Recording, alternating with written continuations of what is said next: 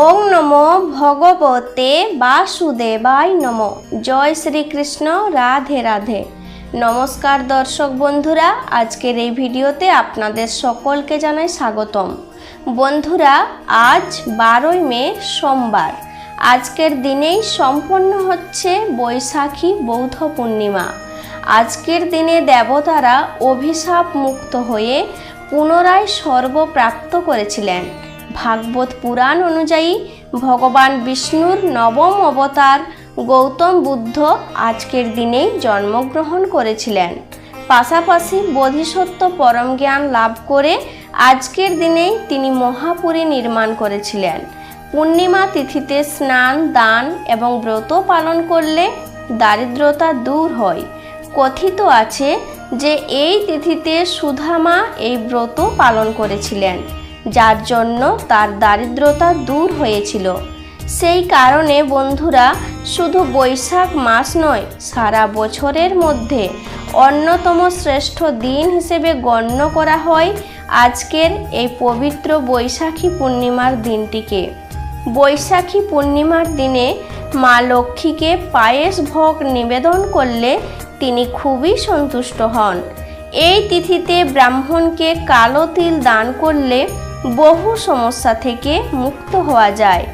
একাক্ষী নারকেল কিনে এনে টাকা রাখার স্থানে রেখে দিলে অর্থ আগমনের পথ প্রশস্ত হয়। বলা হয়ে থাকে আজকের দিনে কোনো ব্যক্তি যদি ব্রত, উপবাস, পূজা, স্নান ও দান করে থাকেন, তাহলে এই কাজ শুধুমাত্র লক্ষ্মীনারায়ণকে সন্তুষ্ট করে না, সকল দেবতাগণ এই কাজে প্রসন্ন হয়ে থাকেন। এমনকি স্বয়ং যমরাজ নিজে বলেছেন যে গৃহস্থ বাড়িতে আজকের দিনে শুভ কাজ করা হয়, সেখানে কখনো অকাল মৃত্যু প্রবেশ করতে পারে না। তাই আজকের দিনে অনেকে বাড়িতে সত্যনারায়ণের পূজা করে থাকেন। এদিন অশ্বত্থ বৃক্ষের নিচে প্রদীপ অর্পণ করে ভগবান বিষ্ণুকে স্মরণ করলে তা খুব শুভ ফল প্রদান করে। আপনি যদি বৈশাখী পূর্ণিমার ব্রত, উপবাস বা পূজা করে থাকেন, তাহলে এই বিষয়টি নিশ্চয় জানেন যে পূর্ণিমা ব্রত কথা না শ্রবণ করলে ব্রত অসম্পূর্ণ থেকে যায়।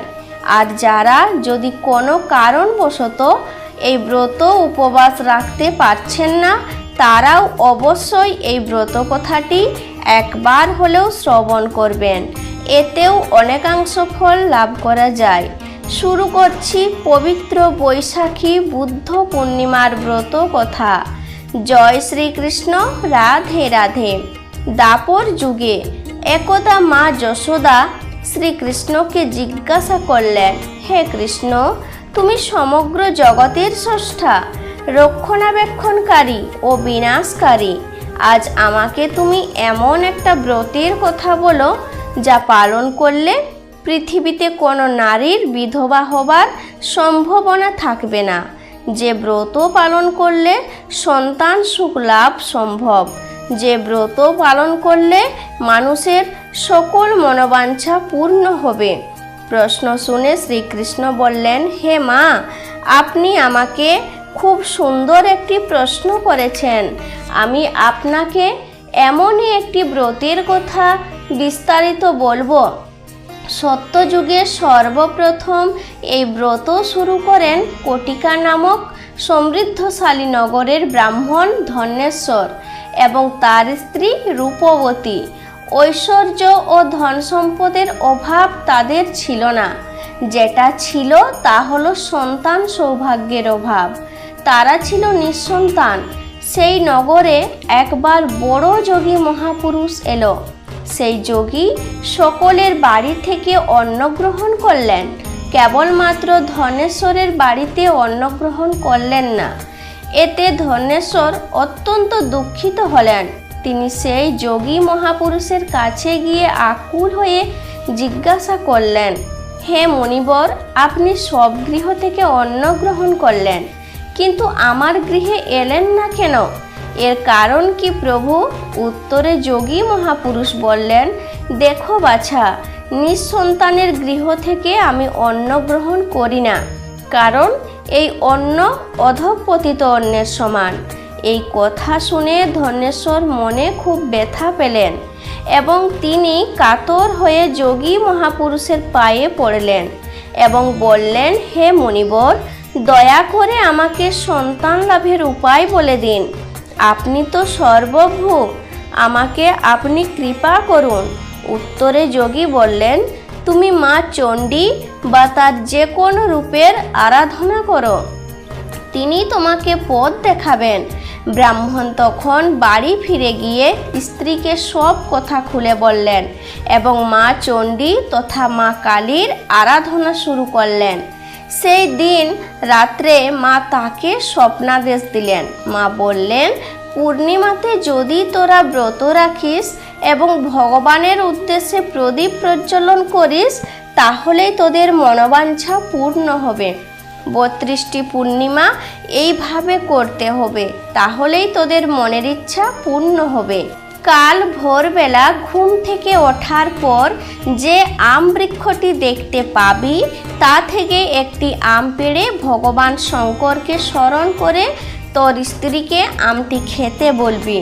পরের দিন স্বপ্নাদেশ অনুযায়ী ব্রাহ্মণ তা পালন করল এবং 1 মাস পর তার স্ত্রী সন্তান সম্ভবা হলো। দেখতে দেখতে বছর কেটে গেল। বছরের শেষে তাদের কোল আলো করে একটি পুত্র সন্তান ভূমিষ্ঠ হলো। ধনেশ্বর ব্রাহ্মণ তার নাম রাখলেন দেবীদাস।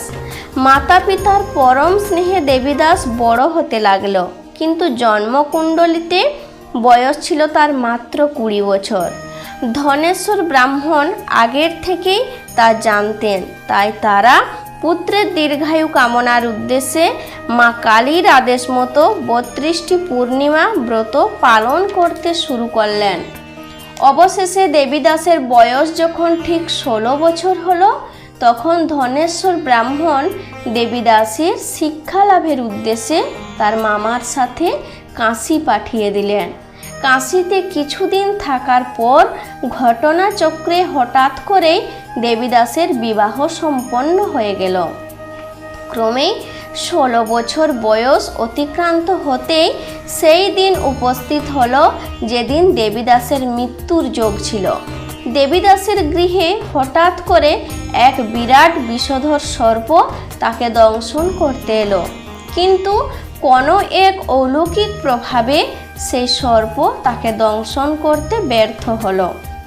অবশেষে স্বয়ং কাল এলো তার প্রাণ হরণ করতে, কিন্তু দেবী ভগবতী তাকে বাধা দিলেন এবং তিনি ভগবান শঙ্করকে বললেন, হে প্রভু, দেবীদাসের পিতামাতা তাদের সন্তানের দীর্ঘায়ুর উদ্দেশ্যে পূর্ণিমার ব্রত পালন করেছে, আজও তারা ব্রত পালন করছে। কৃপা করে এদের সন্তানকে আশীর্বাদ করে এর প্রাণ ফিরিয়ে দিন। ভগবান শিব দেবী ভগবতীর কথায় অত্যন্ত প্রসন্ন হয়ে তার প্রাণ ফিরিয়ে দিলেন এবং দীর্ঘ পরমায়ুর আশীর্বাদ করলেন।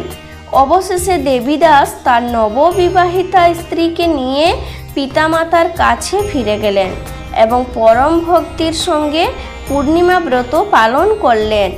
এইভাবে ব্রতের মাহাত্ম্যের কথা চারিদিকে ছড়িয়ে পড়ল।